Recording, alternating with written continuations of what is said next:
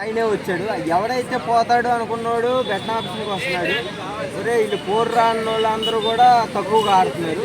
అసలు ఈ సీజన్ అన్నది తిక్కమక్కలాగా ఉంది వ్యవహారం అంతా. దానికంటే అశ్మిక కూడా ఒక డిస్కషన్ జరిగింది. అశ్మిక కూడా అన్నది, నాకు నువ్వు స్నేహానికే ద్రోహం చేశావు, ప్రతి నామినేషన్లో నిన్నే ఇరికిస్తాను, నువ్వు దొంగ అని పెద్ద స్టేట్మెంట్ ఇచ్చింది. అది ఎవరు జెన్యున్ ఎవరు ఫేక్ అని, ఎవరు ఫేక్ ఎవరు జెన్యున్ అన్నది మనం వాళ్ళు మనం అనుకుంటున్నాం. తర్వాత ఇలా కలిసిపోతున్నారు. ఏం చెప్తాను చెప్పన్నా నువ్వు, తర్వాత వచ్చి అగ్గించుకుంటున్నారు.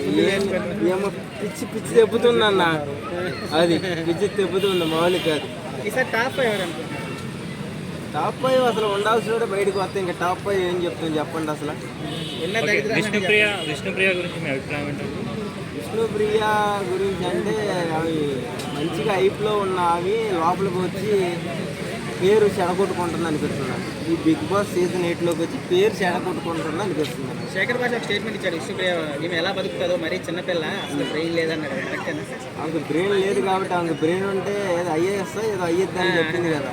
ఆమెకు లేదు కాబట్టి అవ్వకుండా బిగ్ బాస్ 8లోకి వచ్చి పడింది. అంటే టాప్ 5లో ఉంటారా?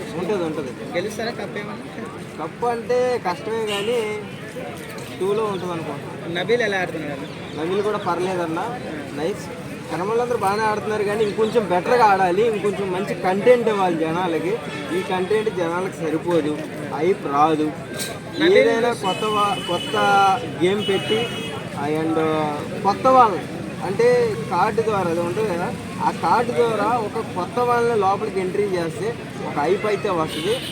లేదు వీళ్ళతోనే సర్దుబాటు చేస్తాను అంటాడా, 0 సీజన్ 8 అంటే అది. Okay, thank you.